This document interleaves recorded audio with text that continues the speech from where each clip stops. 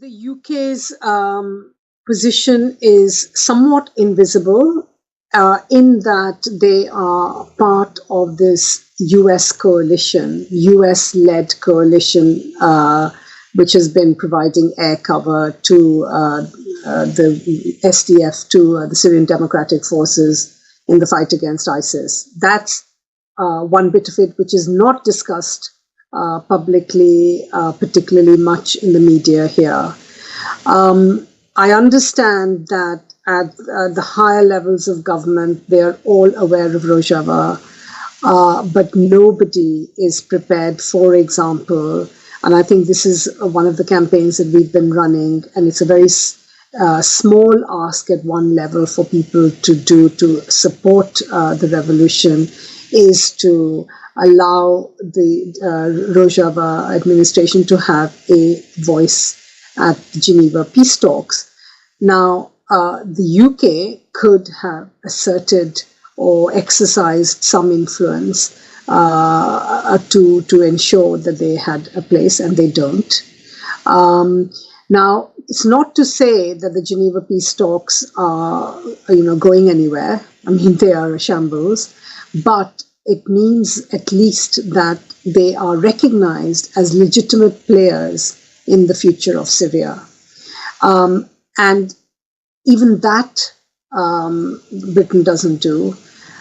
In terms of aid, they are really suffering in terms of the IDPs. Apparently, there are 2 million internally displaced people and refugees from Iraq in Rojava. And the Rojava population itself, at its very peak, is 5 million. So you're talking about it has doubled its population, and its borders are closed. It's got to be self-sufficient in food.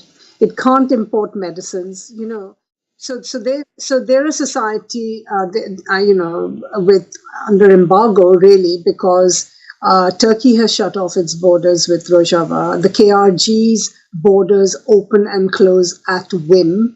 So sometimes they're open and sometimes they're not, but they can't really get stuff in. And until the fall of Raqqa, goods that were imported from southern Syria, from Damascus and other places, would have to pay taxes several times to ISIS checkpoints before they reached Rojava, so they became really expensive. Now that Raqqa has fallen, some of that has gone away, so some of that pressure has eased, but not on all the cantons. The Afrin is still having to do that. It's still having to pay quite a lot of surcharge on the goods that it imports from southern Syria. So, that's a huge difficulty. And then you're being expected to provide tents, food, water, counseling, all sorts of things to IDPs and refugees. Now, Britain could get behind the aid effort. They could do airdrops, but nobody is prepared. None of the NGOs, I've approached so many NGOs, are prepared to work there because it's an area that is not recognized by Assad as an independent. They need Assad's permission to enter, So there's only, I think, Médecins Sans Frontières, and that too in very limited numbers. So the UK could be doing, a lot more. I mean, anyway, we've seen that they've come in for a lot of criticism in terms of accepting Syrian refugees for resettlement in Britain.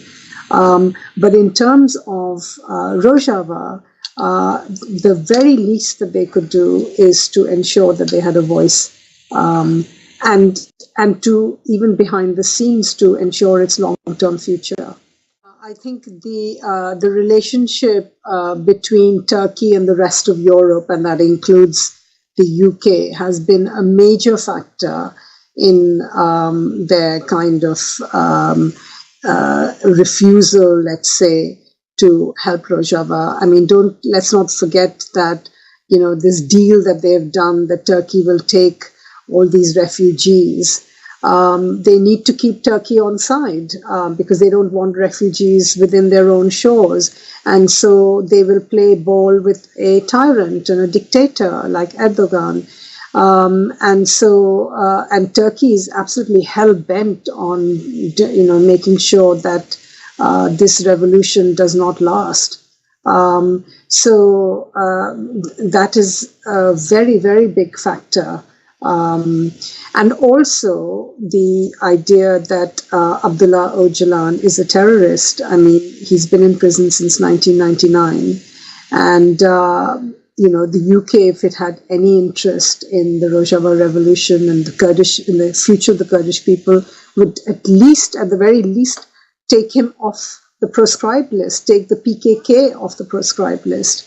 All of these things would help to bring this revolution out into the light, as it were, because he's an important part of their struggle. So there are many things that the UK government could do, and I certainly think that the relationship with Turkey has compromised them. But I also think that there would be a real reluctance to support a society which offers an alternative to Western capitalism.